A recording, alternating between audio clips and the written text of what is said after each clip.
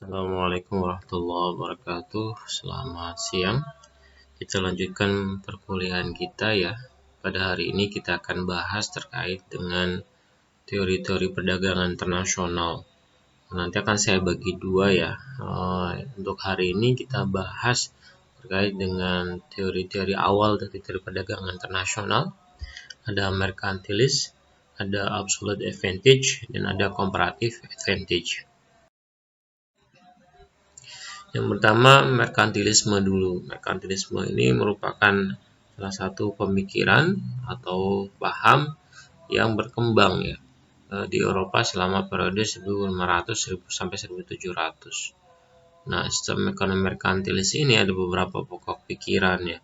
Pokok pikiran utamanya adalah kesejahteraan satu negara ditunjukkan oleh kepemilikan negara tersebut akan logam mulia. Sumber daya di dunia ini sifatnya tetap atau statis, sehingga berlaku prinsip zero sum game. Ya, artinya apabila ada 5, maka kalau kita memanfaatkan 3, sisanya ada 2. Ya, kalau kita memanfaatkan semua, yang lain tidak dapat atau sama dengan 0. Ini zero sum game. Jadi mereka berlomba-lomba mengumpulkan logam mulia. Nah, sistem ekonomi terdiri dari 3 komponen, yaitu sistem manufaktur, pedesaan, dan daerah jajahan atau koloni. Nah, pemikiran yang lain, kaum pedagang sebagai kelompok penting dalam sistem ekonomi, tenaga kerja sebagai faktor produksi paling penting. Nah, sifatnya adalah positive trade balance, ekspor harus lebih besar dibandingkan impor. Ini merkantilisme ya. Merkantilisme itu dari dua kata, satu merkantilis, duanya isme. Isme itu adalah paham, merkan itu adalah perdagangan ya. Jadi mereka berlomba-lomba untuk ekspor. Mereka berharap ekspor lebih besar dibandingkan impor. Kenapa? Waktu zaman dulu ya, zaman merkantilis itu alat pembayarannya berupa emas, berupa logam mulia, sehingga semakin banyak ekspor itu semakin banyak logam mulia yang dimiliki oleh suatu negara atau suatu penduduk dalam suatu negara, sehingga mereka mengasumsikan jika logam mulia itu semakin banyak dimiliki oleh mereka, maka kesejahteraan negara tersebut atau penduduk negara tersebut itu juga semakin tinggi. Ya, ini aliran merkantilis ya. Nah, mereka sangat bergantung pada sektor manufaktur.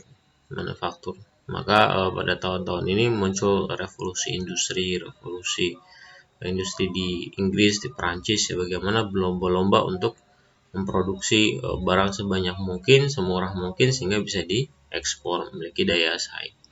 Seperti itu ya, ini aliran merkantilis. Jadi untuk memudahkannya, memahaminya dari dua kata ya, dari isme itu paham, merkantilisnya itu adalah perdagangan.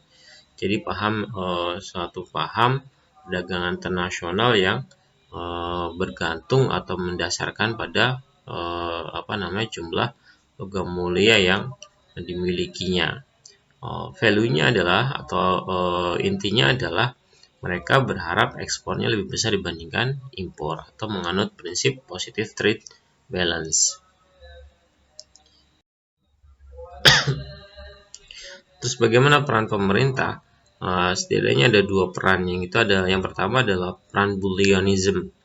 Ini kebijakan mengawasi penggunaan dan pertukaran logam mulia. Nah, ini negara melarang ekspor emas, perak, dan logam mulia lain oleh individu dan mengatur keluarnya mata uang dari dalam negeri. Ini benar-benar dilakukan. Jadi mencegah emas, logam mulia itu keluar dari negara tersebut. Yang kedua, peran pemerintah adalah memberikan hak istimewa pada perusahaan-perusahaan tertentu untuk rute-rute perdagangan sebagai monopoli dan monopsoni. Nah, ini karena kaum bangsawan pada tahun itu sangat berpengaruh terhadap pemerintahan, maka diberi kewenangan penuh hak istimewa bagi perusahaan untuk rute-rute perdagangan sebagai monopoli atau monopsoni. Tujuannya apa? Tujuannya adalah agar semakin banyak perdagangan luar negeri. Dengan kata lain, semakin banyak ekspor ke negara-negara lain, sehingga emas yang masuk ke negara tersebut semakin banyak.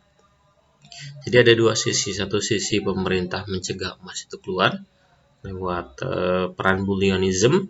Yang kedua juga pemberian hak istimewa terhadap pedagang, terhadap perusahaan. Nah, berikutnya kebijakan ekonomi domestiknya apa saja? Yang pertama adalah kebijakan upah yang rendah agar produk lebih kompetitif. Yang kedua, mendorong keluarga besar karena tenaga kerja merupakan faktor produksi penting.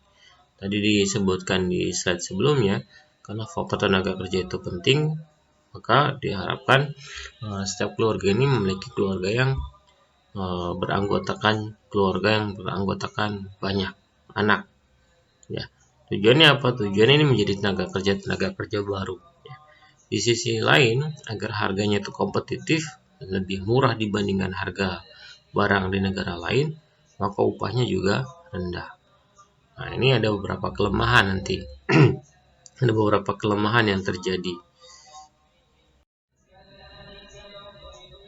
Nah, berikutnya, karena ada beberapa kelemahan tadi, maka David Hume mengkritik ya aliran merkantilis melalui bukunya Political Discourse ini pada tahun 1752 dengan mengembangkan teori the price specie flow mechanism. Apa itu aliran ini? Intinya gini, akumulasi emas ini akan terjadi karena surplus perdagangan. Ya, jadi akumulasi emas itu terjadi karena surplus perdagangan. Jadi karena ekspor itu selalu lebih tinggi dibandingkan impor, akhirnya terjadi akumulasi emas. Ya. Nah, ketika emas itu meningkat karena emas itu digunakan sebagai alat pembayaran atau sebagai uang, maka semakin tinggi surplus perdagangan atau semakin tinggi ekspor, maka emas akan semakin banyak. Dengan kata lain, jumlah uang beredar ini semakin meningkat. Ya. Nah, apa yang terjadi ketika jumlah uang beredar? Dipakai teorinya Irving Fisher ya, MV sama dengan PT. Nah, ketika M-nya itu meningkat, nah, seandainya V dan T-nya tetap, maka P-nya juga akan meningkat. Ya, harga dan upah akan meningkat. Dan berikutnya harga dan upah akan meningkat, maka daya saing akan turun. Nah, atau berlaku kebalikannya, vice versa. Dan kalau misalnya impor lebih tinggi dibandingkan ekspor, maka jumlah emas akan turun, jumlah uang beredar akan turun, harga dan upah akan turun juga, sehingga daya saing akan meningkat. Ya, ini yang terjadi. Ini menggunakan rumusnya Irving Fisher, di mana MV sama dengan PT. Tetapi hal ini bisa terjadi jika ada asumsinya berjalan. Yang pertama adalah asumsi MV sama dengan PT. M itu adalah jumlah uang, V itu adalah velocity of money atau kecepatan transaksi, P itu adalah harga, dan T itu adalah trade. Ya, jadi jumlah uang dikalikan dengan kecepatan transaksi ini sama dengan harga dikalikan dengan perdagangannya.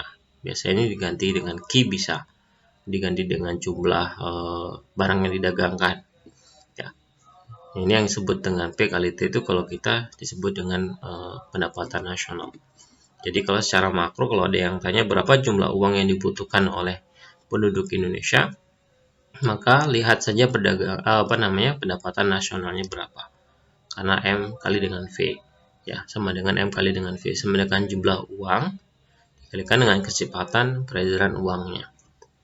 Nah, berikutnya, asumsi yang kedua adalah permintaan untuk komoditi perdagangan adalah elastis sifatnya ya. Yang kedua, persaingan sempurna baik dalam pasar output maupun pasar input itu terjadi. Nah, berlaku dalam sistem standar emas. Ya, ini kalau dolar sekarang sepertinya agak susah karena ada beberapa hal. Nah, yang sifatnya inelastis biasanya produk-produk yang berupa produk pertanian. Misalnya beras, ekspor beras itu berapapun harganya, karena dia barang pokok, maka kenaikan harga beras itu hanya mengurangi sedikit kuantitas saja. Kenapa? Karena wajib dipenuhi, seperti itu ya. Sedangkan barang elastis ini sifatnya elastis. Kalau harga naik, maka penurunannya juga menyesuaikan dengan cepat sesuai dengan kenaikan harganya. Harganya turun juga sama.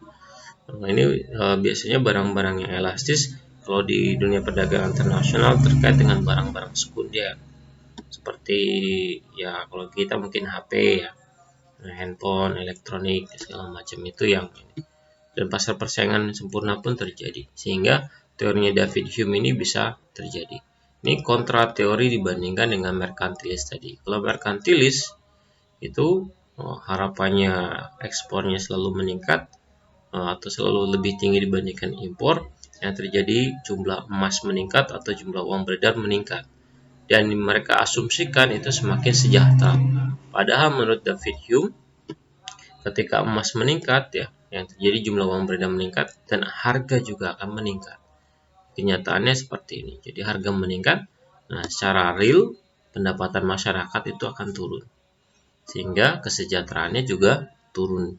Ya, ini kontra teori dari merkantilis. Nah, berikutnya kita bahas teori yang ketiga berarti ya. Nah, yang tadi merkantilis sama David Hume, yang berikutnya adalah Adam Smith. Nah, selain David Hume tadi, Adam Smith juga mengkritik pemikiran dari merkantilisme. Nah, Adam Smith memandang bahwa kesejahteraan suatu negara ditunjukkan oleh kapasitas produksi, yaitu kapasitas atau kemampuan negara menghasilkan barang dan jasa bukan pada penguasaan logam mulia. Nah, sehingga atas pemikiran ini intervensi pemerintah terhadap perekonomian harusnya kecil. Nah, kenapa? Karena peran wira swasta, peran swasta ya, masyarakat yang memiliki usaha memproduksi barang dan jasa ini diharapkan optimal. Ya, sehingga nanti muncul prinsip berikutnya yaitu laissez-faire, yaitu lingkungan mendorong kesejahteraan negara. Jadi ini tanpa intervensi pemerintah, laissez-faire dalam artian ini ada tangan-tangan tidak kentara, tangan-tangan tidak terlihat, invisible hand. Artinya adalah lingkungan sendiri yang mendorong kesejahteraan suatu negara. Ya. Nah, teori dari Adam Smith ini disebut dengan absolute advantage, ya. Absolute advantage. Nah, teori absolute advantage itu ada beberapa asumsi yang harus dipenuhi. Yang pertama, untuk memudahkan pemahaman, maka hanya ada dua negara yang akan saling berdagang. Misal negara X dan Y. Berikutnya hanya ada dua barang yang dihasilkan, misalnya barang A dan B. Jadi ada dua negara X dan Y dan hanya ada dua barang A dan B. Dalam menghasilkan barang-barang tersebut hanya ada satu input yang dipergunakan, yaitu tenaga kerja, dengan asumsi tenaga kerja ini dalam suatu negara bersifat homogen atau mempunyai mobilitas yang sempurna. Ya. Nah, ini asumsinya. Jadi ada dua negara X dan Y, ada dua barang A dan B, dan kita asumsikan ya. Asumsi sederhananya hanya ada satu ada satu input saja, yaitu tenaga kerja. Nah, teorinya seperti apa? Absolute advantage teori itu pada dasarnya menyatakan bahwa suatu negara akan mengkhususkan diri untuk melakukan spesialisasi dalam menghasilkan barang yang mempunyai keunggulan absolut. Nah, barang ini akan diekspor. Sebaliknya, negara tersebut akan mengimpor barang yang apabila dihasilkan sendiri tidak mempunyai keunggulan absolut atau absolute disadvantage. Ya, jadi negara ini punya spesialisasi pada barang yang memiliki keunggulan absolut. Nah, barang ini akan diekspor dan negara itu akan mengimpor barang yang tidak memiliki keunggulan absolut. Ya, nah barang yang memiliki keunggulan absolut syaratnya adalah bila barang tersebut dihasilkan secara lebih murah dibandingkan negara lain atau lebih efisien dibandingkan negara lain. Nah, efisien di sini ditunjukkan oleh sedikitnya input yang digunakan atau lebih banyaknya output yang dihasilkan dari sejumlah input tertentu. Ya, ukurannya 2. Ya, jadi kalau misalnya biar mudah nanti tadi kan asumsinya hanya menggunakan inputnya tenaga kerja, maka satu output per tenaga kerja itu berapa. Kalau dia lebih sedikit tenaga kerja digunakan maka lebih efisien. Atau kalau tenaga kerjanya sama hasilkan oleh output oleh suatu negara hanya lebih banyak, dengan tenaga kerja yang sama dengan negara lain, tapi outputnya lebih banyak, ini juga dikatakan lebih efisien. Nah, menurut teori keunggulan absolut atau absolute advantage, perdagangan internasional akan terjadi dengan beberapa syarat.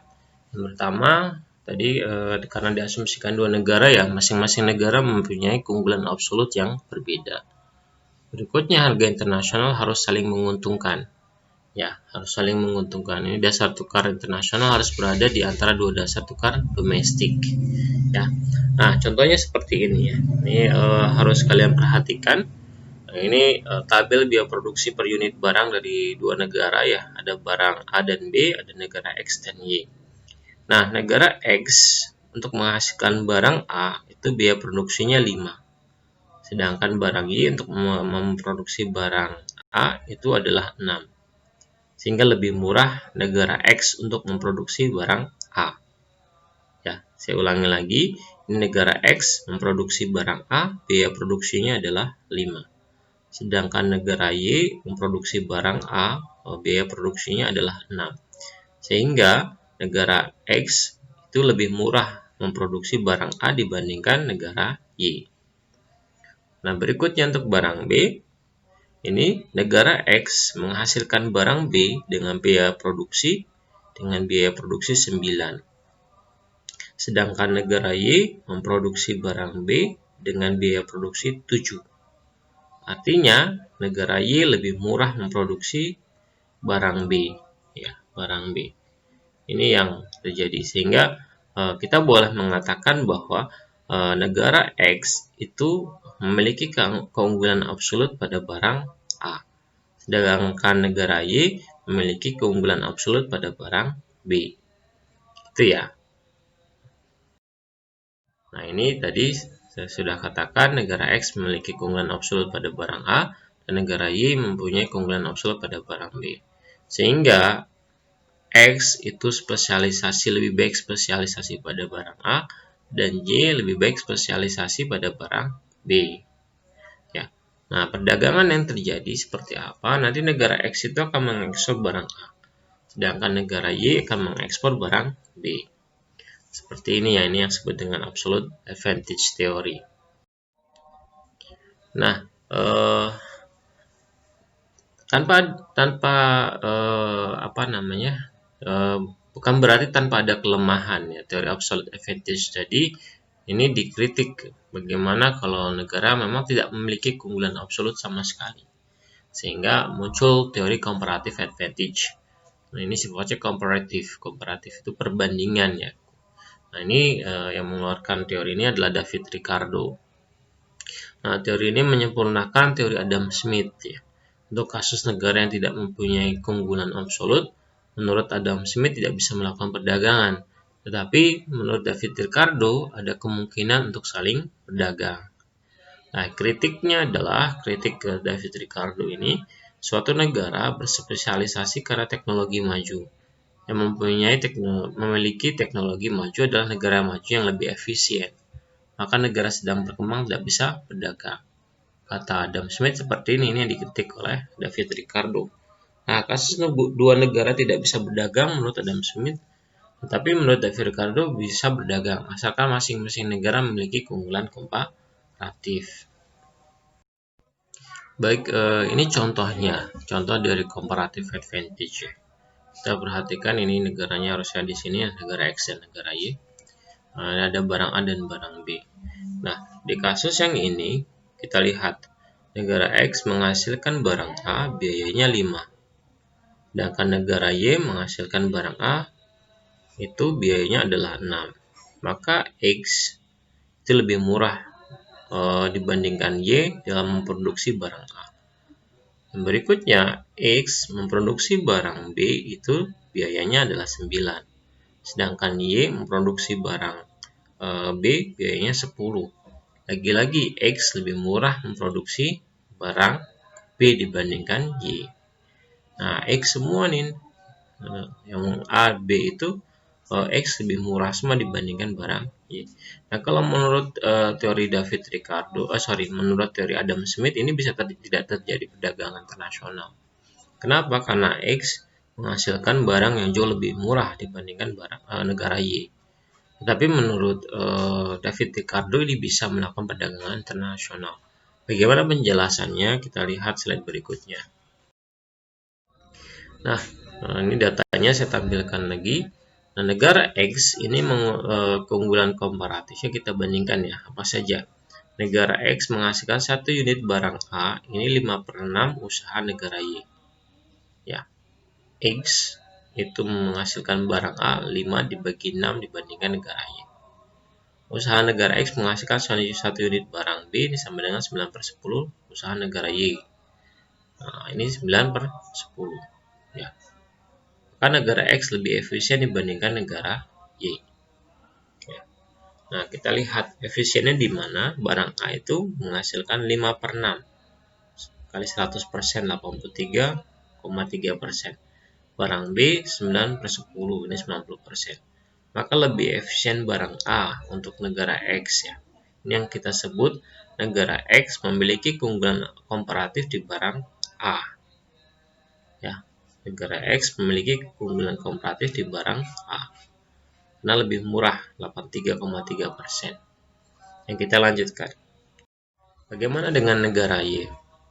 Nah, negara Y menghasilkan 1 unit barang A itu 6/5 usaha negara X. 6/5. Untuk negara Y menghasilkan barang B ini 10/9 usaha, 10/9 usaha negara. Sehingga barang A itu bagi negara Y dia memiliki efisiensi, atau kita lihat perbandingannya, komparasinya. Barang A negara Y itu memiliki komparasi 120%, sedangkan barang B 110%. Sehingga negara Y ini kurang efisien karena lebih dari 100%. Nah, mana yang kita lihat ini efisiensinya paling kecil. Nah, dibandingkan barang A dan barang B, maka negara Y itu memiliki keunggulan komparatif di barang B. Ya. Sehingga nanti keputusannya seperti apa? Nah, jika rasio X dan Y sama, tidak bisa berdagang. Ya. Jadi, jika rasio X dan Y berbeda, maka bisa berdagang.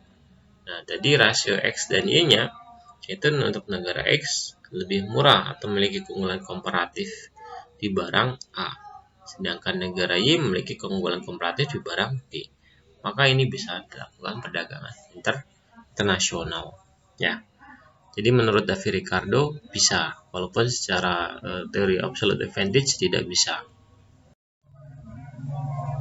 Nah, berikutnya kita bahas lebih dalam keterkaitan antara tadi ya aliran klasik, merkantilis, Adam Smith dan David Ricardo, dengan hubungannya dengan uang ya, atau dengan sisi moneter.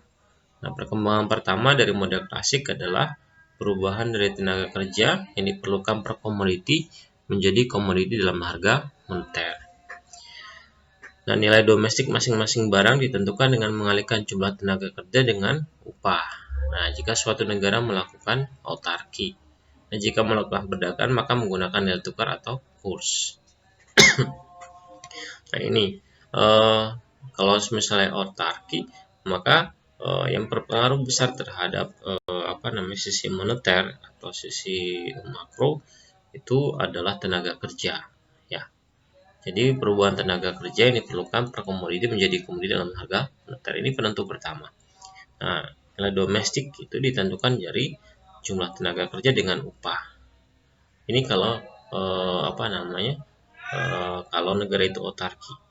Jadi berapakah kebutuhan uang yang beredar dalam suatu negara yang menutup diri ya, autarki itu menutup diri dari negara lain ya, maka kita bisa mengalihkan saja antara jumlah tenaga kerja dengan upahnya ya. Tetapi jika melakukan perdagangan maka menggunakan nilai tukar atau kurs ya, ini juga terjadi ya. Nah, ini contohnya ini nih. Ini biaya produksi tenaga kerja per unit barang A. Ini negara X membutuhkan 12. Barang Y, negara Y butuh 13. Terus negara X membutuhkan 7. biaya produksi tenaga kerja untuk barang B, sedangkan negara Y 10. X untuk memproduksi barang C 11 dan seterusnya. Maka mana negara yang memiliki keunggulan absolut, mana yang memiliki keunggulan komparatif. Nah, untuk keunggulan absolut untuk negara X kita lihat mana yang lebih murah.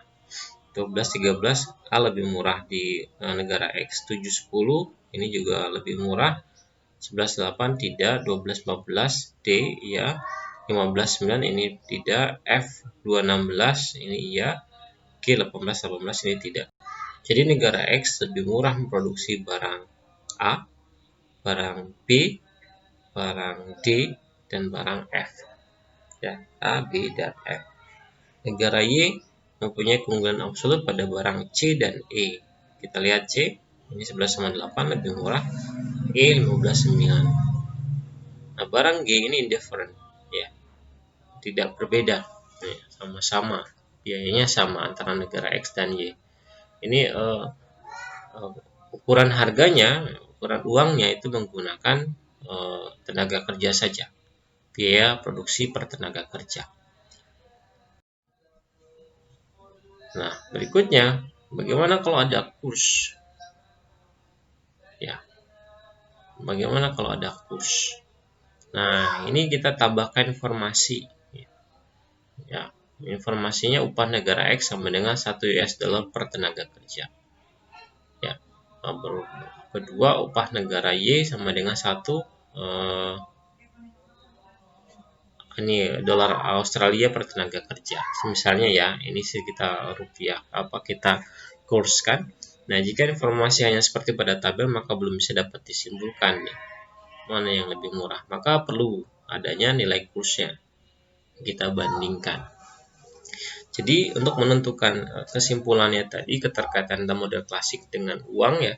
Kalau misalnya dia itu negara autarki, tidak ada pengaruh kurs, maka upah biaya tenaga kerjanya itu atau biaya produksinya hanya melihat upah saja, upah dari tenaga kerja. Sedangkan kalau sudah ada perdagangan internasional, maka peran kurs berperan besar untuk melihat komparasi yang sebenarnya antara negara X dan negara Y. Nah, maka upahnya itu kita satukan atau satuannya kita samakan. Ya, ini maka berapa US dollar sama dengan berapa dolar berapa dolar Australia. Nah, kalau hanya ini saja ketika negara itu sudah terbuka ini belum bisa memberikan penjelasan. Nah, seandainya ini sudah dinyatakan dalam upah dalam tenaga kerja, informasinya adalah tadi sama, negara X itu 1 US dollar, negara Y itu 1 dolar Australia. Nah, 1 US dollar sama dengan 1 dolar Australia, maka ini tidak berubah ininya ya, tinggal kita kalikan 1 semua saja. Negara X kita kalikan 1 US dollar sudah dapat. Nah, ini kan dalam dolar Australia negara Y, maka ini kita kalikan dengan kursnya. Nah, ini dapatnya sama. Sehingga nanti kesimpulannya sama. Maka karena 1 dolar Amerika sama dengan 1 dolar Australia, maka ini tetap. Maka negara X tetap memiliki keunggulan absolut di barang A, B, D, dan F. Sedangkan barang Y memiliki keunggulan absolut di C dan di E ya. Nah, kalau misalnya berbeda, 1 US dollar tidak lagi sama dengan 1 dolar Australia menjadi 1 dolar Amerika sama dengan 1,5 dolar Australia, maka tabelnya harus disesuaikan. Nah, ini berikutnya nanti kita lihat di tabel 6 ya. Kita kalikan ke US dollarnya ya, dalam US dollar dikalikan 1,5 nilai Y-nya ya. Dan berdasarkan dalam dolar Australia, maka di negara X nilainya berubah menjadi lebih kecil dikalikan 2/3-nya. Ya. Yang kita seperti ini. Negara X ya, negara Y-nya kita kalikan dengan 1,5 tadi. Tadi 13 ya kali 1,5 kita dapat 19,5 Ini kalikan 1,5, hasilnya seperti ini. Nah, ini lebih ekstrem lagi. Negara X malah memiliki keunggulan absolut di A, B, C, D, F, G. Negara Y hanya memiliki keunggulan absolut di E saja. Ya. Nah, kebalikannya bisa. Kalau negara X yang mau dikonversi ke dalam satuan dolar Australia, maka ini dikali 2/3. Ya. Jadi ini semakin murah, tapi Y-nya pada tabel asal, ya, tabel di atas. Ya. Nah, tujuan berikutnya ada tujuan devaluasi untuk memperluas ragam barang yang dapat diekspor dan mengurangi barang diimpor. Keunggulan absolut tidak lestari karena adanya pengaruh kebijakan negara lain. Jadi ketika kita memasukkan komponen uang, kita melihat negara Y itu hanya memiliki keunggulan absolut di barang E saja, maka kita bisa melakukan kebijakan, negara Y bisa melakukan kebijakan perdagangan internasional. Salah satunya adalah devaluasi, ya, penurunan nilai mata uangnya dia, ya. Sehingga negara Y itu secara komparatif kalau dibandingkan dengan negara X, kalau dengan menggunakan satuan uang yang terdevaluasi itu akan lebih murah. Nah, maka ini salah satu kebijakannya adalah dengan devaluasi. Apa itu devaluasi? Devaluasi merupakan kebijakan pemerintah yang berupaya menurunkan nilai mata uang sendiri terhadap nilai mata uang negara lain. Nah, tujuan devaluasi ini adalah memperluas ragam barang yang diekspor dan menurunkan impor. Ya. Nah, dampak devaluasi yang pertama, ekspor bisa naik. Ya, jika produksi dalam negeri telah siap sebelum devaluasi diumumkan ini. Berikutnya impor turun. Berikutnya menarik investasi asing. Berikutnya meningkatkan kesempatan kerja dan harga impor naik atau imported inflation. Nah, contoh realnya gini.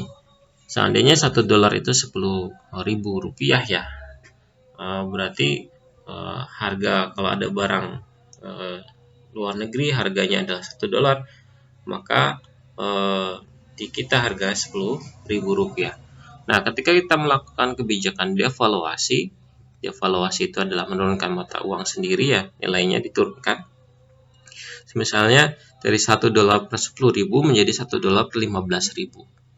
Ya. Jadi nilainya awalnya 1 dolar itu bisa dibeli 10.000 rupiah. Ini harus dibeli dengan 15.000 rupiah. Namanya devaluasi. Apa yang terjadi? Awalnya harga barang itu 10.000 misalnya. Sekarang jadi 15.000.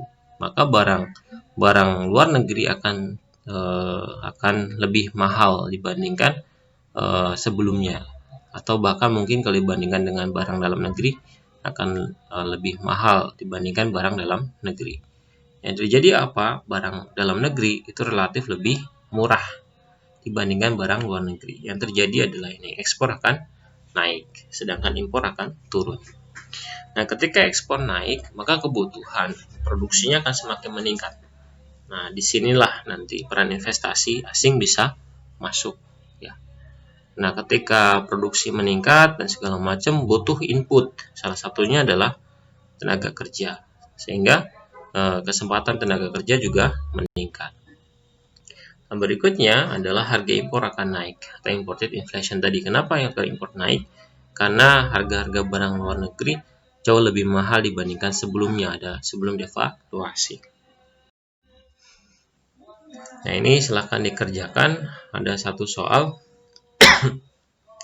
Ini silahkan analisis berdasarkan teori dari Adam Smith dan David Ricardo, ya, apakah negara X dan Y bisa melakukan perdagangan di mana negara X itu menghasilkan barang A dengan biaya produksi 5 dan barang B dengan biaya produksi 6. Sedangkan negara Y ini biaya produksinya adalah 10 untuk barang A dan 18 untuk barang B. Ya, silahkan dikerjakan. Berikutnya ini soal nomor 2, ya. Jelaskan akibat dari adanya devaluasi jika asalnya itu kursnya adalah 1 dolar sama dengan 1 rupiah. Menjadi 1 dolar menjadi 2 rupiah. Ini berarti devaluasi, ya. Awalnya mendapatkan 1 dolar hanya 1 rupiah saja. Ini harus mengorbankan lebih banyak. Ya, 1 dolar harus dibeli dengan 2 rupiah terhadap perdagangan antara negara X dan Y. Silakan untuk soal nomor 2, sebelum adanya devaluasi diamati negara A, Amerika, negara Y, Indonesia ini memiliki keunggulan absolut di mana saja. Nah, setelah terjadi devaluasi, silahkan kerjakan tentukan keunggulan absolutnya seperti apa, berbeda apa tidak. Itu yang bisa saya sampaikan, kurang lebihnya saya mohon maaf. Wassalamualaikum warahmatullahi wabarakatuh.